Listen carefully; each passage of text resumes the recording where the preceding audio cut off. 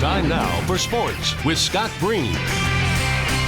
Yeah, welcome back, everybody. As conversations everywhere today still center on the tragic death of Kobe and his daughter and 7 others, people are recalling their favorite Kobe memories. Those of you kind enough to watch our nightly sportscast know we don't cover many national stories. Our responsibility is showcasing your local features from one corner of Montana to another. Stories you can't get from ESPN, Sports Illustrated, etc. That said, first and foremost, I'm still a fan, and that's why I do this. Front row seat to the unforgettable and sometimes the forgettable.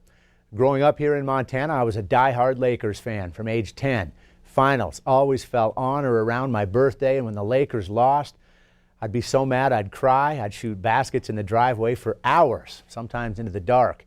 Magic Johnson was my guy, but I never got to see him play in person. When he left, Kobe was my guy, and I did get to see him play in person. 5 times, the same number of world titles he delivered to the Lakers. My only encounter with him was on a fateful playoff night, a monumental moment in my sports life, just a micro moment in his, but once again, Kobe delivered. First, you need to know small market TV stations generally can't just show up and cover the NBA, the NFL, or any professional events just because we work as reporters. Teams demand a legitimate reason for you to be there, and even then they'll often turn you down. 11 years ago, May of 2009, and working here at Q2, I not only had one legit reason, I felt like I had 4 to cover not just the playoffs, but the Western Conference Finals between my Lakers and the Denver Nuggets. Phil Jackson, Big Fork resident, coaching L.A. Adam Morrison, born in Glendive, was a Laker. George Karl, head coach of the Nuggets, earned his start here in Montana, coaching Great Falls in the CBA. And the voice of the Denver Nuggets, Jerry Schemmel, wanted to try his hand at baseball and recently had spent a summer as the voice of your Billings Mustangs. So I filled out the online credential request and hit send, knowing full well there was no way the Nuggets would say yes, because again, Western Conference Finals and the Lakers are way too hot a ticket for both fans and media requests. A day later, I see it in my inbox, a reply from the Nuggets. I was afraid to open it because I was afraid to hope. I didn't want to be let down and rejected by another franchise, but the Nuggets said yes. I had courtside credentials and locker room passes for both teams. Game 3 of the Western Conference Finals, Sunday night, prime time on ABC. Aside from shooting video, these are some pictures I took with my tiny 35mm camera. Not zoomed in, I was this close. Schemmel, Karl, and Jackson all granted me pre-game one-on-one time. They were terrific. Really enjoyed reminiscing about Montana. Morrison was there, but not available. On assignment in the media, you cannot cheer, clap, can't really show any emotion. They'll take your credential and escort you right out the door. Lakers trailed pretty much the entire playoff game. I was resumed to the fact that, hey, I at least had a chance to check off my bucket list, covering a conference finals game in person with some cool interviews.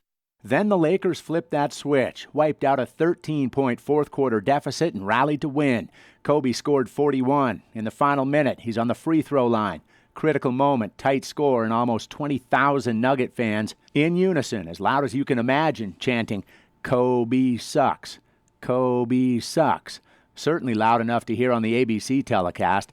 He hit the free throws, Lakers won, and afterwards he shows up to the media conference. Now here's how this works. Not everybody gets to ask a question. There's a moderator, reporters raise their hands, the moderator chooses one at a time. All the Denver media's there, all the LA media's there, the networks, ESPN, Sports Illustrated, and me from Billings, Montana. I raise my hand. They're all asking about game stats and the mentality moving forward. Next thing I know, I'm called on to ask the 3rd question. He only fielded about 10.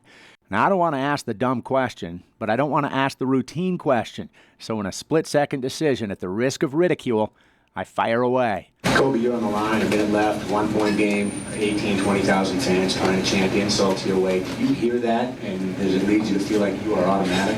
It really helped me, to be honest with you. I swear to you, because I couldn't feel my legs one bit, not at all. And when they started chanting that, it just reminded me, what we were playing for, where we were playing. And, just kind of, you have to man up, put these in the hole. He could have said, next question. He could have said, no, I don't hear that stuff. He could have said, who let this guy in here? Instead, he was straight up. What I feared to be the dumb question leading to my escort out ended up being the premise and lead sentences on the front page of the next morning's Denver Post sports page. I've kept the article, and I'll never forget the memory.